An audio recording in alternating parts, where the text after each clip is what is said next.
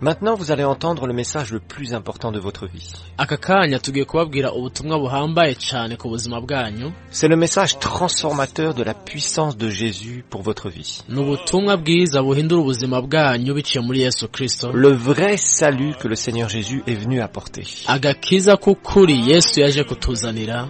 Vous voyez, beaucoup de gens se réclament d'être chrétiens. Uzubirabe abantu benshi baravuga ko ari abakristo. Mais être chrétien, Ariko kwitwa umukristo c'est avoir vécu une expérience miraculeuse bizanwa nuko hari igitangaza wabayemwo, de transformation de votre vie. igitangaza cahinduye ubuzima bwawe. Jésus appelle ça la nouvelle naissance. Nivyo Yesu yise ngo kuvuka ubwa kabiri. C'est le plus grand des miracles. Nico gitangaza gisumba ibindi bitangaza. Même un aveugle qui voit au nom de Jésus, Burya n'impumyi ibonye mu izina rya ce n'est Yesu pas plus grand ntabwo ari igitangaza qu'une gikomeye personne gusumba umuntu qui va être transformée par la puissance de Jésus, ahinduwe n'ubushobozi bwa Yesu qui Kristo, va passer du royaume des ténèbres, akava mu bwami bw'umwijima, de la puissance de Satan, akinjira akava mu bwami bwugazwa na au Satani, royaume de Dieu, akaza mu bwami bw'Imana, à la puissance de Jésus. akaza mu bwami bwa Yesu.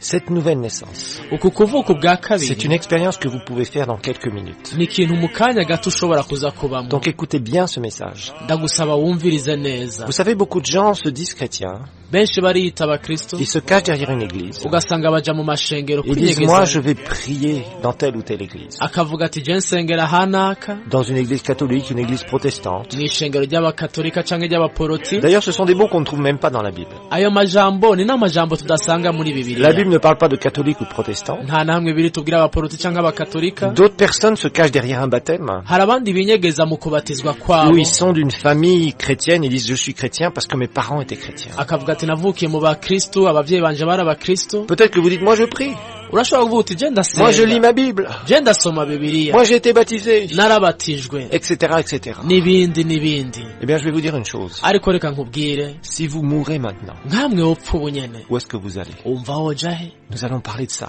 Tugiye kuvuga kuri Vous ibi. savez, l'homme Urazi umwana est un w'umuntu être très particulier dans le cœur de Dieu. ni kiremwa kidasanzwe mu mutima w'Imana. Dieu a créé l'homme Imana yaremye en umuntu 3 dimensions. imurema mu ngingo zitatu. L'homme est un corps, ça c'est facile pour tout le monde. Umuntu araboneka ko afise umubiri, twese turabibona. Il a aussi une âme. Afise n'umushaha, L'âme c'est votre caractère, ni inyifato zawe, c'est vos raisonnements, n'ukugene c'est ce que wiyumvira, vous désirez, n'ivyo ce wifuza, sont vos sentiments. n'ibigumbagumba bikubamwo. Mais bien plus que ça, Ariko ibirenze ivyo, l'homme est une créature spirituelle. umwana w'umuntu ni impwemu, Il a une nature spirituelle arafise kamere k'impwemu. et c'est ça qui va déterminer Niko gatuma où est-ce que vous allez aller. uzoja aha Le canke jour uzoja où vous allez hariya, mourir physiquement. umunsi uzova muri uyu mubiri. Tous les êtres humains Abana b'abantu ont bose une frontière barafise qu'on va akarimbi, tous passer. twese Quel tuzocako. que soit le siècle où on est né, Ntaco bitwaye aho quelle que wavukiye, soit notre ethnie, notre couleur de peau, notre tribu, quoi que ce soit, ubwoko canke ibara ry'urukoba rwawe,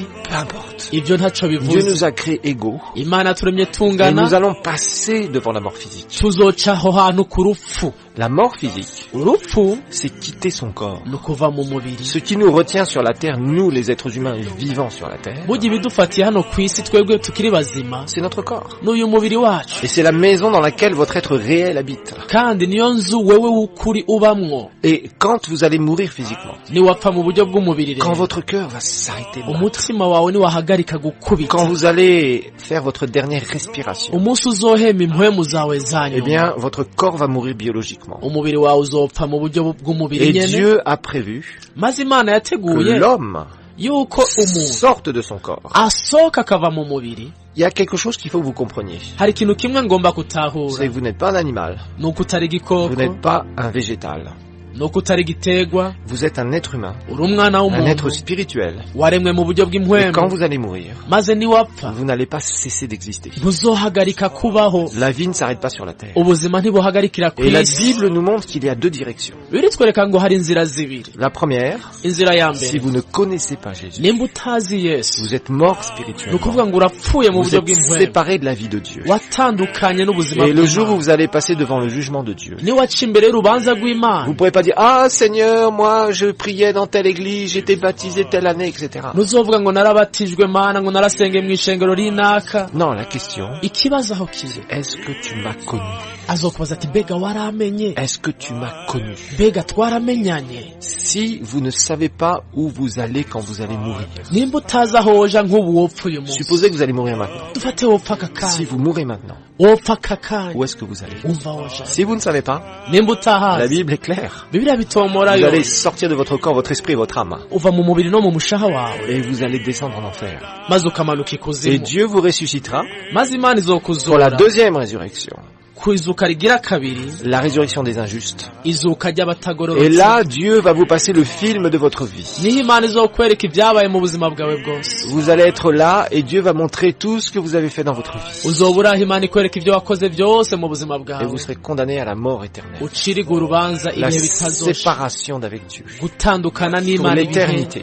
byose. Et Dieu ne vous a pas créé pour ça. Imana si ico yakuremye, Dieu vous a créé pour aller au ciel. yakuremye ngo uzoje mu ijuru. Et ça, c'est l'autre direction. iyo niyo nzira Pour yindi quelqu'un qui est né de nouveau. ku muntu yavutse ubwa kabiri. Ariko On va parler ce que c'est la nouvelle naissance dans reka quelques tuvuge minutes. icyo ari cyo kuvuka ubwa kabiri mu Quelqu'un mwanya qui est né de nouveau, uwavutse ubwa qui kabiri, quitte son corps, umuntu ava mu mubiri yavutse il a ubwa son kabiri ange gardien aba afise umumarayika qui va muziga l'accompagner amuherekeza jusqu'au 3e ciel, gushika mu ijuru rya dans la gatatu, rencontre glorieuse, agakura mu bwiza avec bw'Imana, Jésus, agahura na devant le Yesu trône de Dieu. imbere y'intebe Et y'Imana. là, il va être dans la gloire. ico gihe akazoba mu Et il cubahiro, va être accueilli par son roi. akakirwa n'umwami Et wiwe. ça, c'est absolument merveilleux. ivyo navyo biraryoshe Dieu vous cyane. réserve cela. Imana ikirakikubikiye, Mais vous avez un choix à faire. ariko ufise guhitamwo. Lorsque Jésus est venu, igihe Yesu yaza, Jésus n'est jamais venu pour donner une nouvelle religion. nta dini rishasha yigeze aza kwigisha. Jésus est venu pour donner la vie. yaje kugira ngo atange ubuzima, Jésus est venu pour vous donner la vie éternelle. yaje kugira ngo atange ubuzima Et buhoraho. cette vie se reçoit. ubwo buzima barabwakira. Ce que Dieu veut maintenant, icyo Imana igomba aka c'est que vous kanya regardiez votre éternité. nuko woraba imbere yawe. Est-ce que vous savez où vous allez si vous mourrez maintenant? nsubire mbaze, mbega wumva uzi aho Si la woja? réponse est non, nkamwe wapfuye umunsi, je vous en conjure. nimba inyishu ari oya, Donnez ndakwingiye votre vie à Jésus. nuha ubuzima bwawe Yesu, Naissez de nouveau. nuvuka ubwa Il kabiri. y a une naissance dans le naturel, hariho kuvuka gusanzwe kwa mais il y a mbere, aussi une naissance dans le monde spirituel. hakaba no kuvuka mu buryo Jésus bw'impwemu. l'a dit à un homme religieux qui s'appelait Nicodème. Yesu yabibwiye umugabo witwa Nikodemu, umunyedini Et cyane, cet homme voyait les miracles de Jésus. n'umugabo yaguma abona ibitangaza Et ce qui Yesu s'est akora. passé, hama c'est icabaye, qu'il était tellement interpellé yari umuntu yakozwe ko qu'il savait que Jésus venait de Dieu. yari azi ko Yesu ava ku Mana. Et ce qui s'est passé, hama c'est que le icabaye Seigneur directement nuko umwami ako kanya lui a dit, si tu ne nais pas de nouveau, yamubwiye ati utavutse ubwa si kabiri tu ne nais pas Nikodemu, une deuxième fois, utavutse ubugira kabiri, alors ico tu gihe ne peux pas entrer dans le royaume de Dieu. ntushobora kwinjira mu bwami Jésus lui a pas bw'Imana. parlé de religion, il lui a pas parlé comment il faisait les miracles. nta by'idini yamubwiye, nta bitangaza Mais il l'a mis yamubwiye, en face de son éternité. ariko yamweretse aho ariko araja mu buryo bw'impwemu. Et Nicodème ne comprenait pas. ivyo bintu ntiyabitahura Il disait, mais Nikodemu. moi je suis déjà né, est-ce que je vais renaître du ventre de ma mère? avuga ati je naravutse, none nsubire mbe muto, nsubire mu nda ya mama. Et c'est là où Jésus lui a dit, niho Yesu il y a yamubwiye une naissance dans le naturel, ati urashobora kuvuka mu buryo mais il y a une busanzwe, naissance dans le royaume de Dieu. ivyo birahari, muga hari no kuvuka mu bwami La bw'Imana, nouvelle naissance. ukuvuka ubugira Ce kabiri, plus grand miracle qui existe. ico citwa igitangaza gisumba ibindi vyose. Ma question maintenant, ikibazo vous nkubaza, qui écoutez ce message, we wumviriza buno butumwa, est-ce que vous êtes né de nouveau? mbega waravutse ubwa Arrêtez kabiri? de vous cacher derrière une église. ntihagire idini winyegezamo canke Arrêtez de ishengero, vous cacher derrière les prières. ntihagire amasengesho winyegezamo, Arrêtez de vous cacher vers un baptême ou je ne sais quoi. ntiwinyegeze mu kubatizwa kwawe. Non, ce n'est pas ça qui sauve. ico sico gikiza. Ce qui sauve, c'est igikiza de recevoir Jésus. nuko wakira Yesu Maintenant même, uyu munsi aka alors que kanya vous nyene, entendez ce mu message, gihe wumva buno vous pouvez butumwa, donner votre vie à Jésus. ushobora kwakira Le plus Yesu. grand des miracles peut se produire igitangaza gikomeye kikaba si vous donnez votre vie à Jésus. uwo muha ubuzima bwawe Qu'est-ce que Yesu. vous devez faire? mbega ico wokora Vous ni devez iki? prendre une décision. fata ingingo. Lui a tout accompli sur la croix. we yaramaze kubikora byose ku Jésus musaraba. est mort pour votre péché personnellement. Yesu yarapfuye kubw'ivyaha vyiwawe ku Il est gatwe mort pour kawe. le péché du monde, mais pour vous, vous devez faire ça personnel. yapfiriye ibyaha vy'abisi bose mugabigire gwawe aka C'est un kanya. message que vous devez recevoir personnellement. ubu ni ubutumwa wakira ku gatwe Être kiwawe, sauvé, c'est pas un groupe de gens. kuko ivyo gukizwa si ivy'abantu benshi, C'est une décision personnelle. ni ingingo y'umuntu ku gatwe kiwe. Qu'est-ce que vous devez faire? ico wokora ni iki? Accueillir la solution, pas une solution, la solution. nuko wakiriye inyishu, si La inyishu imwe solution mu zindi, unique que Dieu a pour vous. niyo nyishu isumba izindi En zose Jésus Imana Christ. yatanze muri Kristo Yesu. Ça veut dire quoi? bisobanura iki? Numéro 1, ubwa mbere vous devez vous reconnaître comme pécheur. niwemere kuri umunyabyaha, Votre cœur est rempli de péchés. tahura ko ibyaha biri Vous mu vous sentez mutima wawe, mal. tahura Vous uko n'avez pas la kuntu paix dans votre cœur. wiyumva nabi ko atamahoro ufise mu mutima. Vous êtes là Et vous savez que vous êtes pécheur. uraho kandi urabizi ko uri Vous umunyabyaha, savez que vous n'êtes pas réconcilié avec Dieu. urazi ko hamwe n'Imana ata Vous mahoro n'avez ufise, pas la paix avec Dieu. nta mahoro ufitaniye Et Dieu n'Imana. va vous donner cette paix dans quelques minutes. Imana igomba kuguha ayo mahoro mu kanya Si vous ouvrez gatoya votre cœur. niwugurura umutima wawe. Maintenant, la deuxième chose. Ikigira kabiri, Vous devez croire ukwiye kwizera que Jésus ko Yesu est Dieu le Fils. ari umwana Qu'il est w'Imana, mort pour vous ko personnellement. yapfuye ku gatwe kawe Qu'il ku est bwawe, ressuscité le troisième jour. akazuka umunsi ugira gatatu, Qu'il a pris votre place akakira ikibanza sur la cawe croix du Calvaire. ku musaraba igorogota. Et ensuite, hanyuma vous bukiri devez lui demander pardon de tout votre cœur. igikurikira usaba Imana imbabazi Et n'umutima lui wawe demander wose, umusabe de venir habiter votre cœur. azabe muri wewe mu À mutima ce wawe. moment-là, Ako kanya vous allez vivre un miracle. uraza kuba mu Alors, gitangaza. est-ce que vous êtes prêts Mbega uriteguye de recevoir Jésus? kwakira Moi, j'ai Yesu? fait cette expérience il y a plus de 34 ans haheze maintenant. imyaka 34 ndabikoze. Et il y a des choses que je regrette dans ma vie, mais pas ça. hari ivyo nicuza mu buzima mugabe ivyo Je ne sindavyicuza. regrette absolument hari pas. ibindi nicuza mugabe ivyo Ce jour où sinshobora j'étais chez moi,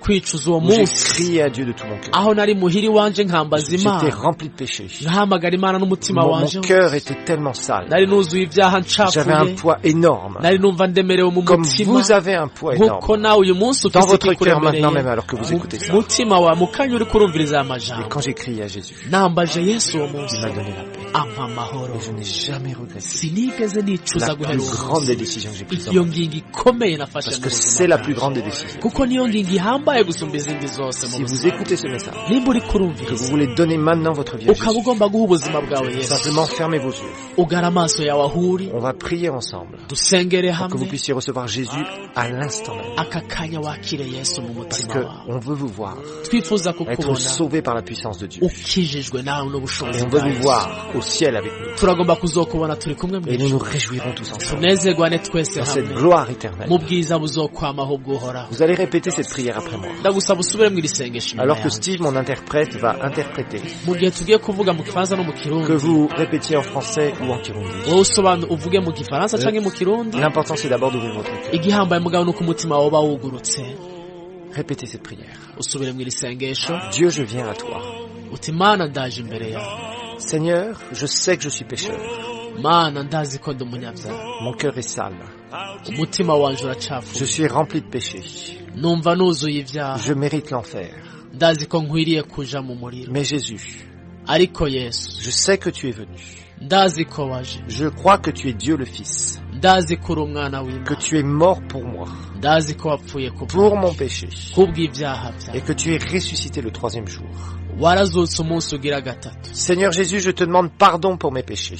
mwami Yesu ndagusavye imbabazi kubw'ibyaha Oh, byanjye, pardon pour ce que j'ai fait, Seigneur. mbabarira mwami ivyo De nakoze, tout mon cœur, je te demande pardon. umutima wanje wose ugusavye imbabazi, Pardonne-moi, Seigneur. mbabarira Yesu, Purifie-moi de mon péché. nunyoze ibyaha byanjye. Jésus, je crois en toi. Yesu Et ndakwizera je te demande kandi de ndagusavye venir habiter dans mon cœur. uze kuba mu mutima wawe. Seigneur, sauve-moi. mwami nkiza, Jésus, sauve-moi. Yesu nkiza, Viens dans mon cœur. ngwino mu mutima Je te wanje, reçois maintenant. ndakwakiriye aka kanya, Je te reçois maintenant comme mon sauveur personnel. ndakwakiriye nk'umukiza wanje, Et je te remercie, Seigneur. kandi ndagushimiye mwami. Merci, urakoze parce que je crois que maintenant, yuko nizera aka je kanya, suis sauvé. ndizera ko nkijijwe. Merci, urakoze parce que je ne suis plus la propriété du diable, sinkiganzwa na Satani, mais je t'appartiens, Seigneur. ariko ndi uwawe. Merci, urakoze parce que tu me donnes la vie éternelle. kuko umpaye ubugingo Maintenant buzokwama même. aka Et kanya je déclare kandi que je ndatuye suis fils ou fille de Dieu. yuko ndi umuhungu À cyangwa ndi umukobwa partir de ce w'Imana. jour. guhera uyu Et munsi Seigneur, je te dis merci, urakoze parce que je suis sauvé. kuko nkijijwe Dans le nom du Seigneur Jésus. mu izina ry'umwami Yesu Kristo. Amen. amen. Oh, vraiment, je me réjouis parce Non, que va. vous avez fait cette prière. ndanezerewe ko wagize iri sengesho hamwe nanje. Je vais prier maintenant pour vous ndifuza kugusengera aka et après kanya vous donner quelques conseils. hama ndaguhe n'impanuro Père, nkeya. je te remercie pour cette personne qui vient de te recevoir. data ndagushimiye umuntu yaje kwakira Qui a agakiza. reçu Jésus, uyu muntu yakiriye ton Yesu, salut. yakiriye agakiza Seigneur, kawe. merci de la faire naître de nouveau maintenant. mwami urakoze kumuha kuvuka ubwa Satan n'a kabiri. plus aucun pouvoir sur elle. ndavuze ngo Satani nta bubasha Il kimufiseko, est devenu un enfant de Dieu, acitse umwana w'Imana, transformé par ta puissance. ahinduwe n'ubushobozi Merci bwawe. pour ce miracle maintenant. urakoze kuri iki gitangaza aka kanya. Merci de l'aider à grandir en toi, urakoze kumufasha gukura muri de wewe mwami s'attacher à toi. no kwifatanya Dans nawe le nom de Jésus. mu izina rya Yesu. Merci Père Céleste. urakoze data